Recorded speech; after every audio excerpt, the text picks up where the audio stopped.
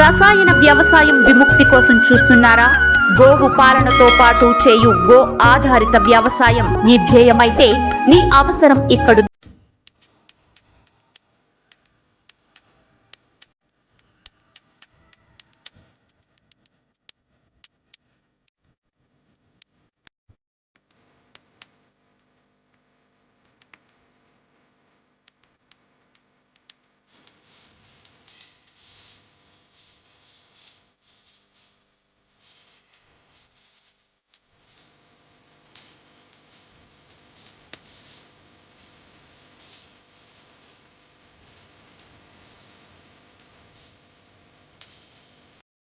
వేదికను అలంకరించిన పెద్దలకు, రైతు మిత్రులకు, అలాగే నంద్యాల పట్టణ ప్రజలకు నమస్సులు. నేను ప్రకృతి వ్యవసాయ రైతునండి. నా పేరు చందూర్ కుమార్ రెడ్డి. చిత్తూరు జిల్లా పరమనేరు నుంచి వచ్చాను. అనేక అనారోగ్య సమస్యలతో సతమతం అవుతూ ఒక 18 సంవత్సరాల పాటు ఉపాధ్యాయ వృత్తిలో, అధ్యాపక వృత్తిలో ఉంటూ ఆ వృత్తిని వదిలిపెట్టి వ్యవసాయ రంగంలోకి వచ్చాం. అది కూడా మాకు దైవ సమానులు గురువు గారు శ్రీ సుభాష్ పాలేకర్ గారి ప్రసంగాల కారణంగా, ఆ తర్వాత దాని కొనసాగింపుగా శ్రీ విజయరామ్ గారి ప్రసంగాల కారణంగా, ఆయన ప్రోత్సాహం కారణంగా పూర్తి స్థాయి రైతుగా మారాను. మనకు నేను ఇందాక చెప్పినట్లు బాలా మద్దిరెడ్డి గారు ప్రజల ఆరోగ్యం గురించి, మనం పండించుకోవాల్సినటువంటి పంటల గురించి మాట్లాడమన్నారు. నేను చేస్తున్నటువంటిది అదే కాబట్టి నా ప్రయాణాన్ని కొద్ది వరకు నేను మీకు చెప్తాను. ఒకరిద్దరిలో కనీసం మార్పు కలిగినా నేను సంతోషపడతాను. స్వతంత్రం వచ్చినప్పటి నుంచి ఏదైనా ఒక రంగం పూర్తిగా విధ్వంసానికి గురైందంటే అది వ్యవసాయ రంగం. వాస్తవానికి వ్యవసాయ రంగానికి సలహాలు ఇచ్చేటువంటి వాళ్ళు ఎలా ఉంటున్నారంటే, దురదృష్టం కొద్దీ వ్యవసాయం చేసేటువంటి వాళ్ళు కాదు. వ్యవసాయం గురించి అధ్యయనం చేసినటువంటి వాళ్ళు వ్యవసాయం చేయకుండా సలహాలు ఎలా ఇస్తారు, సూచనలు ఎలా ఇస్తారు? ఆ సలహాలు సూచనలు రైతుకి ఎలా మేలు చేస్తాయి? ఇది అక్కడే గ్యాప్ మనకు క్రియేట్ అవుతుంది, అర్థం చేసుకోవాలి. అలాగే వ్యవసాయ విద్య కళాశాలల్లో, యూనివర్సిటీ స్థాయిలో, పిహెచ్డి స్థాయిలో కూడా నడుస్తోంది చదువులు అనేటువంటి. కానీ అక్కడ చదువుకునేటువంటి విద్యార్థులు కానీ, అలాగే చదువు చెప్పేటువంటి ప్రొఫెసర్లు కానీ, వాళ్ళకి ఇచ్చేటువంటి ఫీల్డ్ వర్క్ ఏదైతే వ్యవసాయం నేరుగా వెళ్ళి ప్రాక్టికల్స్ ఏవైతే ఉన్నాయో అవి చాలా తక్కువ. ఇది ఒక కారణంగా చెప్పచ్చు. ఇక్కడ ఏమవుతుందంటే, వ్యవసాయం చేయకుండా వ్యవసాయం చేసేటువంటి రైతులకు సలహాలు ఇస్తే ఇది విధ్వంసానికి దారి తీస్తుందని చెప్పడం నా ఉద్దేశం. మన పూర్వీకులు వ్యవసాయం చాలా గొప్పగా చేశారు, నష్టాలు లేవు. ఆదాయాన్ని ఇచ్చేటువంటిదా అంటే ఆరోగ్యాన్ని ఇచ్చేటువంటిది, ఆదాయం కూడా ఉండేటువంటిది.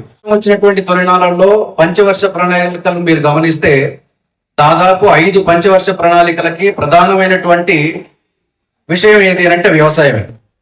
అంతకు ముందు చాలా గొప్పగా ఉన్నటువంటి ఈ వ్యవసాయ రంగం ఆ తర్వాత కుంటుపడిపోవడానికి ఇందాక చెప్పినటువంటి విషయాలు కారణమైతే, మనలో ఉన్నటువంటి చిన్న చిన్న లోపాలు మరొక కారణంగా చెప్పచ్చు.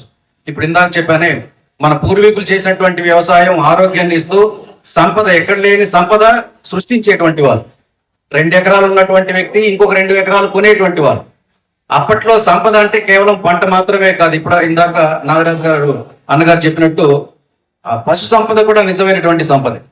ఇంటిగ్రేటెడ్ ఫార్మింగ్ అనేటువంటిది గతంలో ఉండేటువంటిది. పాడి పంట 2 అనుబంధంగా ఉండేటువంటివి. దాంతో పాటు మనకు ఆహార యోగ్యమైనటువంటివన్నీ కూడా మనం స్వచ్ఛంగా పండించుకునేటువంటి వాళ్ళు. ఇది గతంలో ఉండేటువంటిది. ఇదే కానీ కొనసాగింపు జరిగి ఉంటే, నేను ఒక చిన్న విషయం చెప్తాను. మనకు దేశంలో, ఏ దేశంలో అయినా సరే ఆహారపు నిల్వలు చాలా ముఖ్యం. మన దేశంలో ఆహారపు నిల్వలు 4 సంవత్సరాలకు సరిపడా నిల్వలు ఉన్నాయి.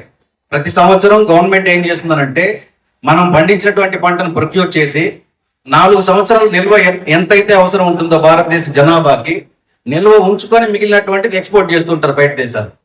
ఒకవేళ సరిపోకపోతే ఇంపోర్ట్ చేసుకుంటూ ఉంటారు. మనం కానీ స్వతంత్రం వచ్చినటువంటి తొలినాళ్ళలో ఈ వ్యవసాయం కొంత విధ్వంసం కాకుండా ఉంటే కరెన్సీ నోట్లు ఉన్నాయి కదా, రిజర్వ్ బ్యాంకు డబ్బుల్ని ప్రింట్ చేస్తుంది.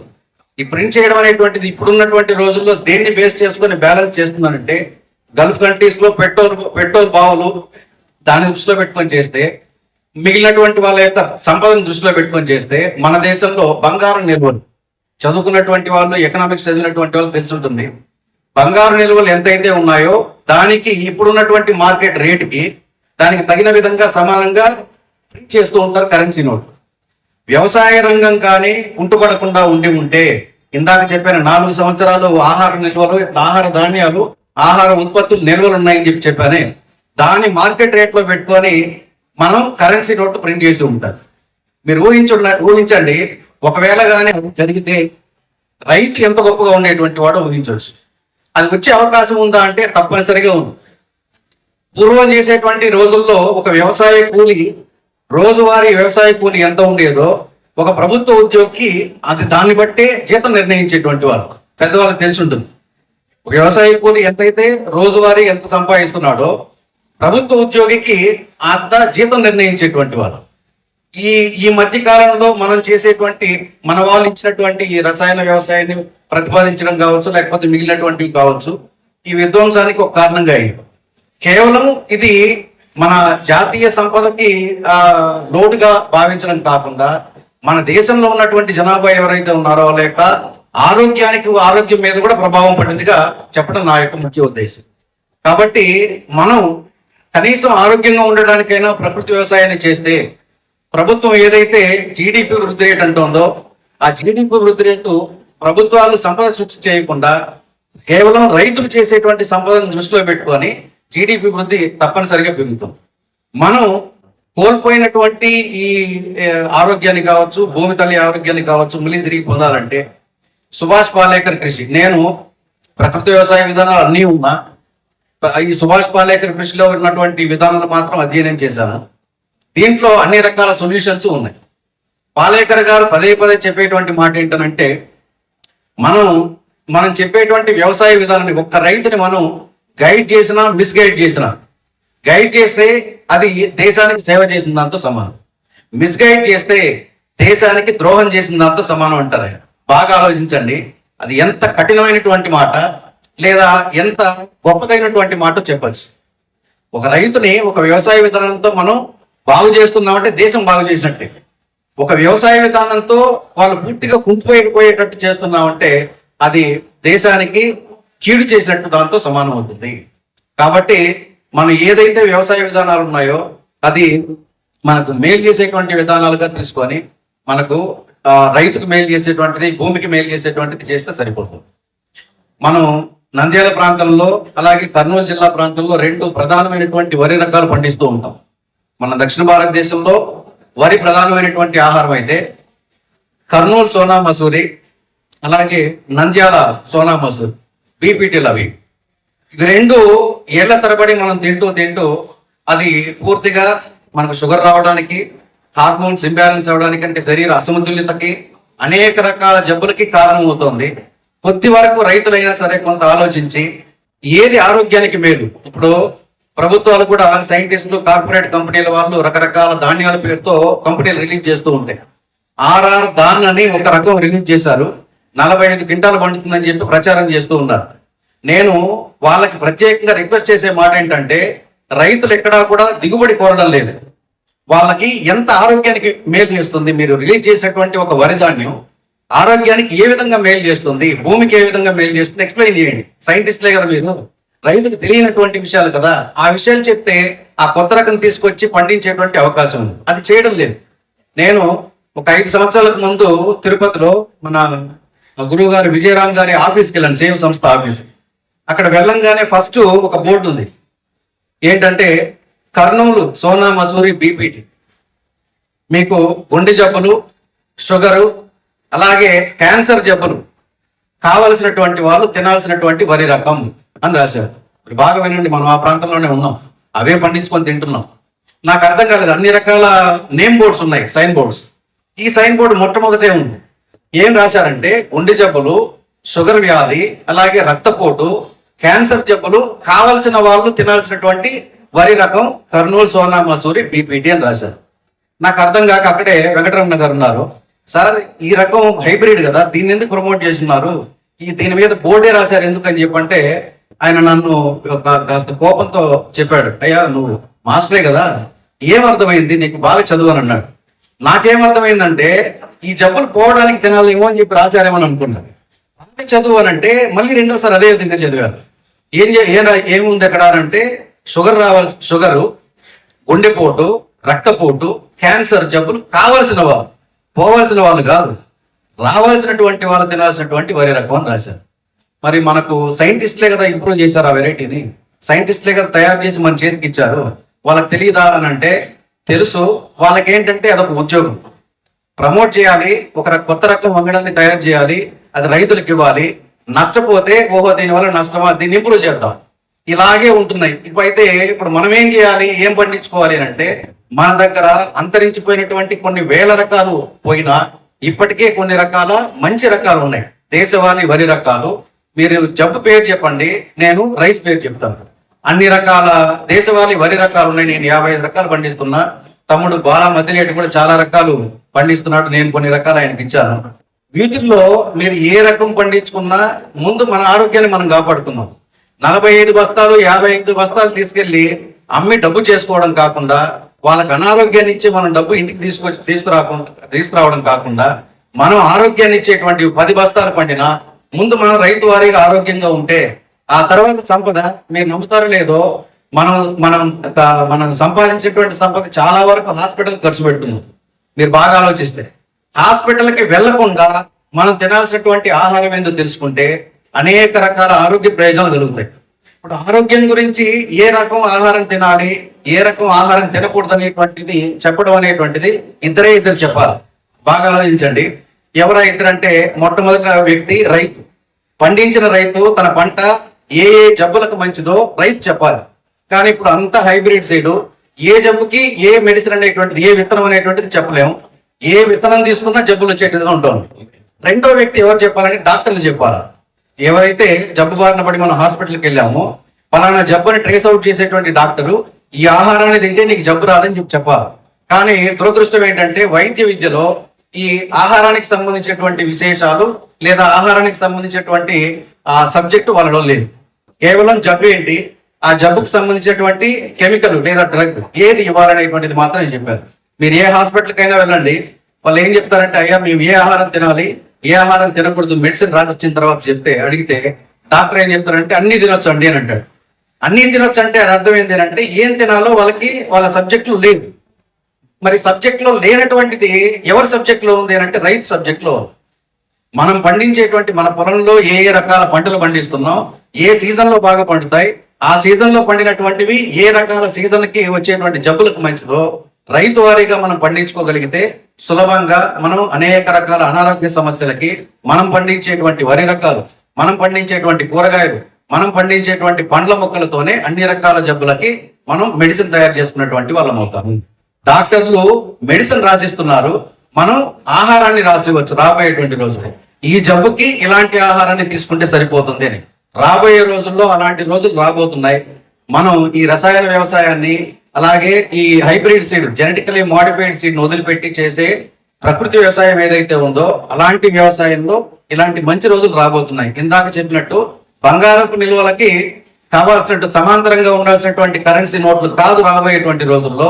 మీరు రాసి పెట్టుకోండి, ఆహార ధాన్యం ఎవరి దగ్గర ఎక్కువ ఉంటే వాళ్ళంత సంపదపరు, ఎవరి దగ్గర దేశవాళీ విత్తనాలు ఎక్కువ ఉంటే వాళ్ళంత సంపదపరు, ఎవరి దగ్గర ఈ దేశవాళీ మంచి ఆవులు ఎవరి దగ్గర ఎక్కువ ఉంటే వాళ్ళంత సంపదపరు. వయసు అయినటువంటి వాళ్ళు చాలా మంది ఉండి ఉంటారన్న మీకు చిన్నప్పుడు గుర్తుంటుంది.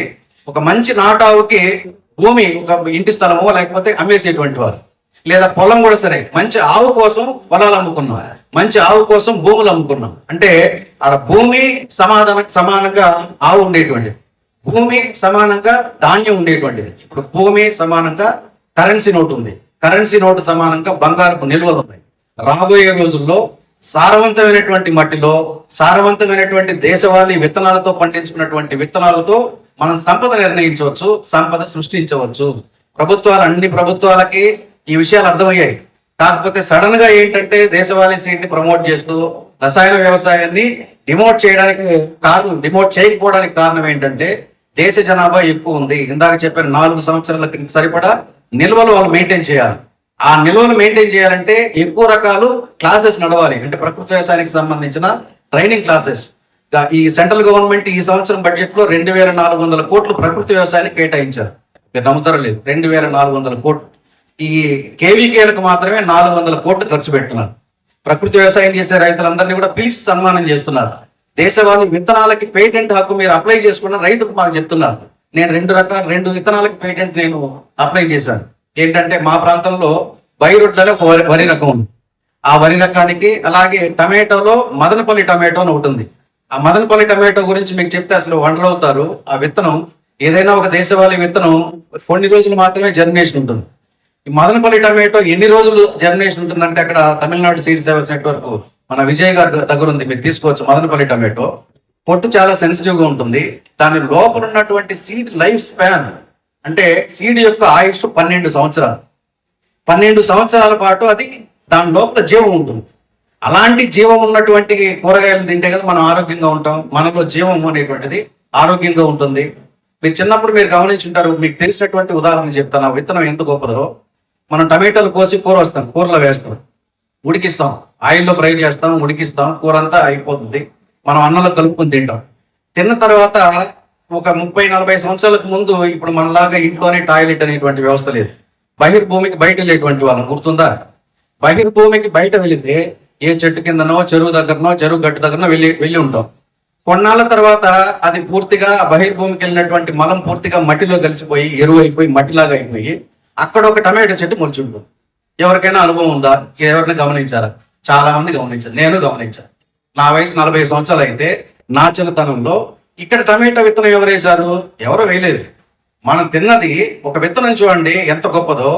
కూర వండారు, ఆయిల్లో వేశారు, ఉడికించారు, మళ్ళీ మనం కడుపులోకి వెళ్ళింది, జీర్ణ వ్యవస్థను దాటుకొని ఆ జీవం కోల్పోకుండా మన మలంలో ఉండి కొన్నాళ్ళ తర్వాత వర్షం పడితే అది మట్టిలో నుంచి మొలకెత్తి వచ్చిందంటే ఎంత గొప్పది ఆ విత్తనం. ఆ విత్తనాన్ని కాపాడాలి లేదా మనం? ఆ విత్తనం కోసం పేటెంట్ నేను అప్లై చేశాను. మదనపల్లి టమాటో చాలా అద్భుతమైనటువంటి, మీరు టమాటోలో ఉన్నటువంటి ఔషధ గుణాలు ఏ కూరగాయల్లోనూ లేదంటే నమ్మరు. కానీ ఇప్పుడు దొరికేటువంటి హైబ్రిడ్ ఈ టమాటోలు ఏవైతే ఉన్నాయో దీంట్లో విత్తనం ఉండదు. విత్తనం లేనటువంటిది ఏది కూడా ఆరోగ్యానికి మంచిది కాదు. పాలేకర్ గారి మాటని పదే ప్రతి 10 మాటల్లో నేను ఒక మాట గుర్తు తెచ్చుకుంటూ ఉంటాను. ఆయన ఏమంటాడంటే, పునరుత్పత్తికి ఉపయోగపడేటువంటి ధాన్యమే ఆహార యోగ్యం. పునరుత్పత్తికి ఉపయోగపడేది అంటే విత్తనం అందులో ఉండాలి. టమాటోలో విత్తనం లేదు. మరి విత్తనం లేకుండా టమాటో ఎలా తయారు చేశారనంటే వాళ్ళు చేసినటువంటి నానో టెక్నాలజీతో దాని లోపల విత్తనం తయారవ్వకుండా చేస్తారు. టమాటో వస్తుంది, టమాటో ఎలా ఉంటుందో అలాగే ఉంటుంది. టమాటోలో ఉండాల్సినటువంటి ఔషధ గుణాలు, పోషక విలువలు ఉండదు. ఎందుకంటే అందులో విత్తనాలు లేవు. మీరు ఏ కూరగాయలు అయినా సరే, పండ్లైనా తీసుకోవచ్చు. మనం తినేటువంటి ఎడిబుల్లో విత్తనంలోనే 40 రకాల పోషకాలు, 40% పోషకాలు ఉంటాయి. 40%, 60% పోషకాలు లోపల ఉన్నటువంటి బల్బ్లోనో పైన ఉన్నటువంటి లేయర్లోనో ఉంటుంది. 40% మీరు ద్రాక్షలు తీసుకోవచ్చు, అలాగే టమాటోలు తీసుకోవచ్చు. ఇప్పుడు ఇందాక చెప్పినట్టు ఇప్పుడు దొరుకుతున్నటువంటి టమాటోలో విత్తనాలు ఎందుకు లేవు అని అంటే వాళ్ళ వ్యాపారం అది. పంట అయిపోయింది, మళ్ళీ రైతు మన దగ్గర విత్తనం కోసం మన దగ్గరకు రావాలి, మళ్ళీ వాళ్ళు 1000 రూపాయలు ఖర్చు పెట్టుకోవాలి, మనం కోట్లకు పడిగెడతారు. ఈ మోసం మనకు తెలిసిన పదే మనం ఎందుకు మోసపోవాలనేటువంటిది నా మాట. విత్తనం తీసుకెళ్లి మదనపల్లి టమాటో ఉంది, విత్తనం తీసుకెళ్లి మీరు ఊరకు పడేయండి, అది విత్తనం జాగ్రత్తగా ఉంటుంది. లేదా విత్తనం తీసారు, ఫ్రిడ్జ్ లో తీసుకెళ్లి పెట్టుకోండి, ఊరక ఖాళీగా పెట్టేసిన 2-3 ఏళ్ళ తర్వాత కూడా మొలక వస్తుంది. విత్తనం లేనటువంటివే మనం తింటున్నాం. అంటే హైబ్రిడ్, జెనెటికలీ మోడిఫైలో విత్తనాల్లో లోపల విత్తనాలు ఉండవు, దాన్ని విత్తనం అనొద్దు అని అంటాం. వాళ్ళే అంటున్నారు హైబ్రిడ్ ఇది, జెనెటికలీ మోడిఫైడ్ ఇది అని. విత్తనం అంటే జీవం ఉన్నటువంటిది మాత్రమే విత్తనంగా మనం చెప్పాలి. Seed is a living system అని చెప్పనచ్చు. విత్తనం అనేటువంటిది జీవం ఉన్నటువంటి పదార్థం. మనలాగా ప్రాణం ఉంటుంది దానికి. మనలాగా ప్రాణం ఉండేటువంటి దాన్ని మనం ఆహారంగా తీసుకుంటే మనం ఆరోగ్యంగా ఉంటాం అనేటువంటిది మాట మాత్రమే మనం చెప్పేటువంటి విషయంలో భాగంగా ఈ విత్తనాలు లేనటువంటి, విత్తనానికి ఉపయోగపడినటువంటివి ఇవన్నీ మనం తీసేసి మంచి నాణ్యమైనటువంటి ఆహారాన్ని తీసుకోవాలనేటువంటిదే నా యొక్క మాట. నేను ఒక 2-3 వరి రకాల గురించి చెప్పి నా ప్రసంగాన్ని ముగిస్తాను. మీకు ఏ జబ్బు పేరు చెప్పినా నేను రైస్ పేరు చెప్తానని చెప్పి చెప్పాను కదా. సహజంగా మన శరీరంలో అనేక రకాల నాడీ మండలాలు ఉంటాయి, 12 రకాల నాడీ మండలాలు ఉంటాయి. అందులో నరానికి సంబంధించినటువంటి నాడీ మండలం అనుకోండి, నర్వ్ సిస్టమ్ యాక్టివ్గా లేకుండా పడిపోయింది. అలాంటి వాళ్ళకి నివారణి అనేటువంటి బియ్యం, నవార ఎరుపు రంగులో ఉన్నటువంటి బియ్యం ఇది డయాబెటిక్ కి, అలాగే మిగిలినటువంటి బీపీకి, మీకు నర్వ్స్ వీక్నెస్ కి, పక్షవాతానికి చాలా అద్భుతమైనటువంటి మెడిసిన్. అలాగే ఈ నరాల యొక్క బలహీనతకు ఉపయోగపడేటువంటి మరొక అద్భుతమైనటువంటి బియ్యం ఏంటంటే ఇల్లెపు సాంబ, తమిళనాడు వెరైటీ. అది ఇలుపైపు సాంబ అంటారు. చిన్నతనంలో పిల్లలకి అప్పుడప్పుడు మనకు ఫిట్స్ వస్తూ ఉంటాయి. ఆ ఫిట్స్ వచ్చేటువంటి పిల్లలకి అద్భుతమైనటువంటి ఆహారం వైట్ రైస్. అది లైట్ గ్రీనిష్ ఉంటుంది. నాకు ఇట్లాగే ఒక వినియోగదారుడు ఫోన్ చేశారు. 10th క్లాస్ అబ్బాయికి మల్టిపుల్ ట్యూమర్స్ ఉన్నాయంటే ఆ బ్రెయిన్ అంటే తల లోపల, బ్రెయిన్ ఆనుకోని లేదు. మన అదృష్టవశాత్తు పదే తలనొప్పి వస్తుందని చెప్పంటే వాళ్ళు ఎంఆర్ఐ స్కాన్ చేస్తే మల్టిపుల్ ట్యూమర్స్ అంటే రక్తపు గడ్డలు తలలో క్లాట్ అయిపోయింది.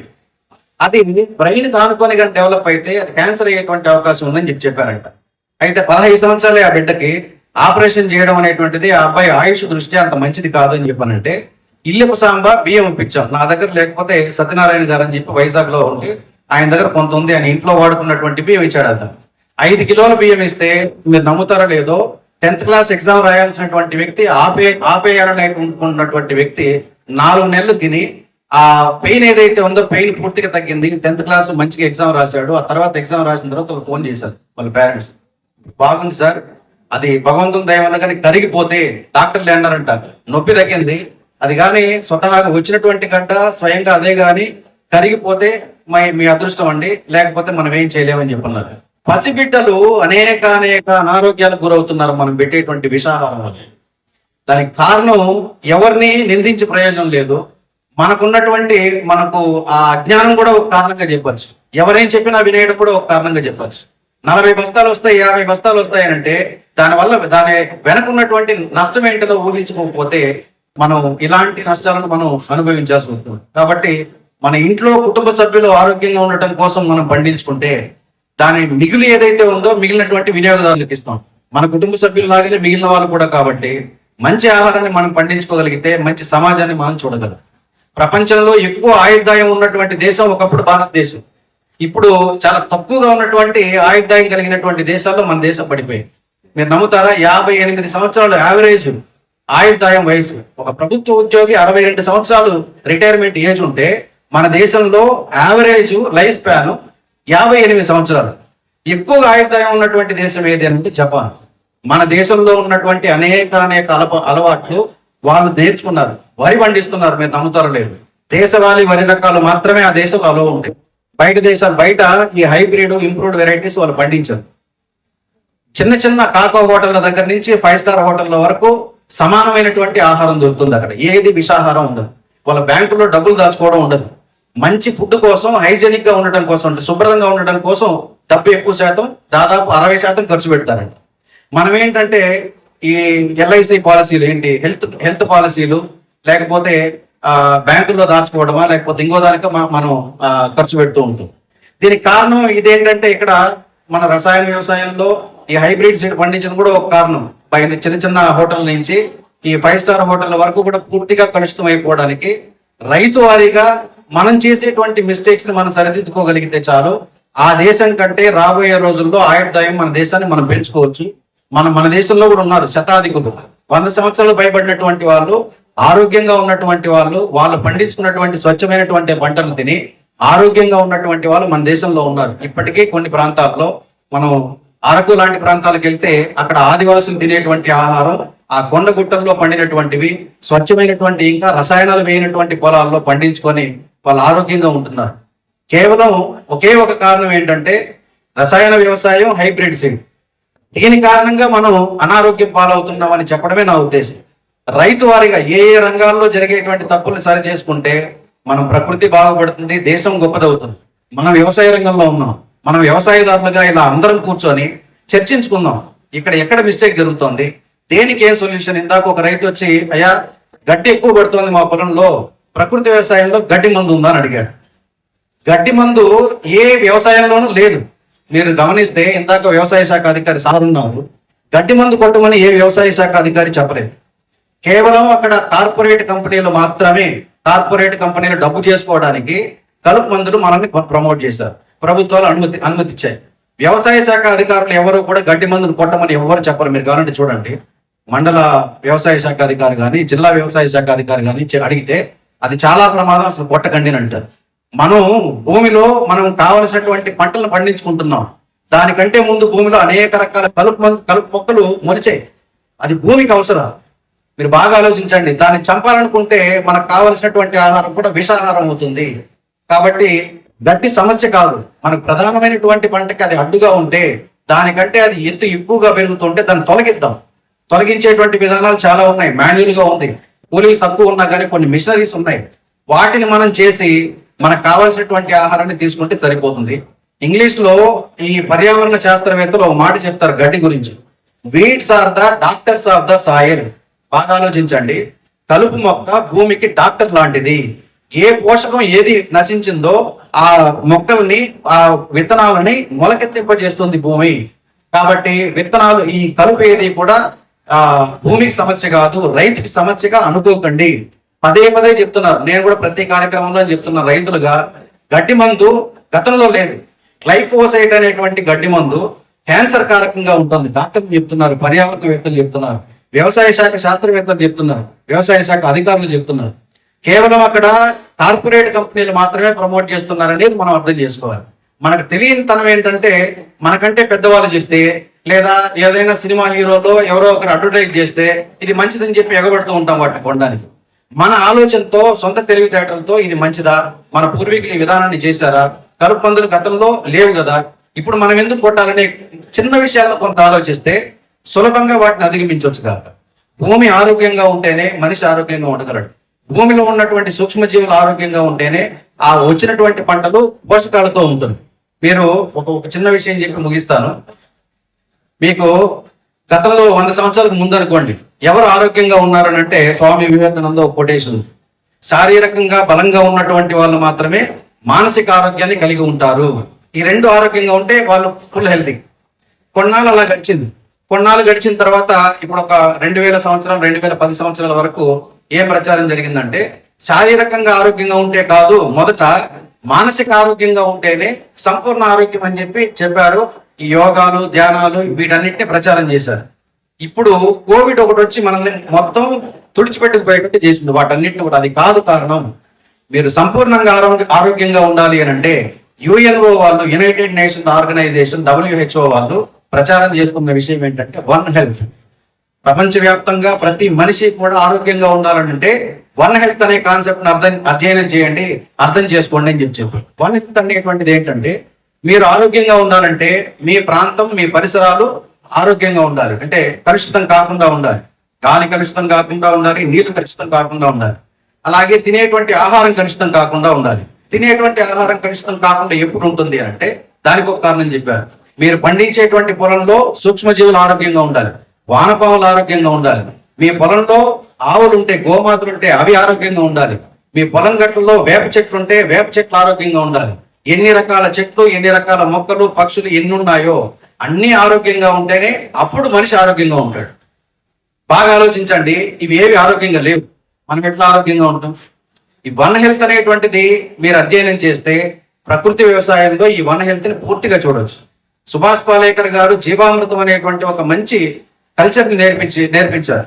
ఏంటది అని అంటే, ఒక దేశవాళీ గోమాత గోమయంలో కొన్ని కోట్ల సూక్ష్మజీవులు ఉంటాయి. అది మట్టికి అవసరం. మట్టికి ఎందుకు అవసరం అంటే, మొక్కలకి ఇచ్చేటువంటి సూక్ష్మజీవులే పోషకాలు. ఏ మొక్క కూడా నేరుగా భూమిలో నుంచి పోషకాలు తీసుకోరు, సూక్ష్మజీవులు అందిస్తాయి. ఆ సూక్ష్మజీవులు దేశవాళీ గోమాతలో ఉంది అని చెప్పి ఫర్మెంటైజ్ చేసినటువంటి ఆ కల్చర్ ని జీవామృతం అని పేరు పెట్టాడు. ఆ జీవామృతాన్ని భూమికి ఇస్తే, తడి నేలలో అయితే ద్రవ జీవామృతం, పొడి నేలలో అయితే ఘన జీవామృతం ఇస్తే ఆ బ్యాక్టీరియా మట్టిలోకి వెళ్తుంది, లేని పోషకాలను అది నింపుతుంది, అప్పుడు ఆరోగ్యంగా ఉంటామని. ఈ వన్ హెల్త్ తిరిగి మనకు పాలేకర్ గారు ఇచ్చినటువంటి జీవామృతం ద్వారా అది నిజమవుతుందని చెప్పి అర్థమవుతుంది. యుఎన్ఓ అంతర్జాతీయ వేదికలలో వ్యవసాయం గురించి, వ్యవసాయ ఈ విధానాల గురించి, సుభాష్ పాలేకర్ కృషి గురించి ఇప్పుడు సుభాష్ పాలేకర్ గారు అంతర్జాతీయ వేదికల్లో మాట్లాడుతున్నారు. ఈ మధ్య మన రాష్ట్ర ముఖ్యమంత్రి దావోస్ లో చంద్రబాబు నాయుడు గారు మాట్లాడుతూ, క్లైమేట్ చేంజ్ గురించి సుభాష్ పాలేకర్ గారు ఒక రైతు ఆయన క్లైమేట్ చేంజ్ గురించి ప్రకృతి వ్యవసాయంలో సొల్యూషన్స్ ఉన్నాయంటున్నారు. అది స్వాగతించాల్సినటువంటి విషయం. మేము పిలిచి ఆయన మాట్లాడతామని చెప్పారు. చూడండి, క్లైమేట్ చేంజ్ వల్ల అన్ని అంతరించిపోతున్నాయి. అంతరించిపోతున్నటువంటి వాటిలో మనుషులు కూడా ఉన్నారు. చివరిగా మనకు ఈ క్లైమేట్ చేంజ్ గురించి ఒక 10 సంవత్సరాల బాలిక 10 సంవత్సరాలకు ముందే ఏం చెప్పిందనంటే, మీరు ఎలా చనిపోతున్నారు, మేమే ఎలా చనిపోతున్నాం అనే దానికి కంపారిజన్ చెప్పింది. You people are going to die because of ageing, but my generation is dying because of climate changing. కేవలం క్లైమేట్ చేంజ్ వల్ల మాత్రమే పసిపిట్టలుగా ఉన్నటువంటి మేము చనిపోతున్నాం. దానికి కారణం మీరు కాదా అని చెప్పి ప్రశ్నిస్తున్నాం. అంటే మనం అందరం కారణమే. అందులో అనేక రకాల కారణాల్లో వ్యవసాయ రంగంలో జరుగుతున్నటువంటి చిన్న చిన్న తప్పిదాలు కూడా ఒక కారణం అని చెప్పి నేను ఈ విషయం గురించి కొంత ఆలోచించండి. వన్ హెల్త్ గురించి, అలాగే అంతర్జాతీయ వేదికల్లో పాలేకర్ గారు మాట్లాడుతున్నటువంటి ఈ క్లైమేట్ చేంజ్ గురించి, మనం చేయాల్సినటువంటి రెమెడీస్ గురించి కొంత ఆలోచించి వ్యవసాయ రంగాన్ని, ప్రకృతి వ్యవసాయాన్ని, సుభాష్ పాలేకర్ కృషిని ముందుకు తీసుకెళ్దాం, మనం ఆరోగ్యంగా ఉందామని చెప్పి నేను విన్నవించుకుంటున్నాను. ధన్యవాదాలు. మరిన్ని వీడియోస్ కోసం గౌ స్వగ్రామ్ యూట్యూబ్ ఛానల్ ని సబ్స్క్రైబ్, లైక్ అండ్ షేర్ చేసి అన్ని నోటిఫికేషన్స్ కోసం పక్కనున్న బెల్ ఐకాన్ ను క్లిక్ చేయండి.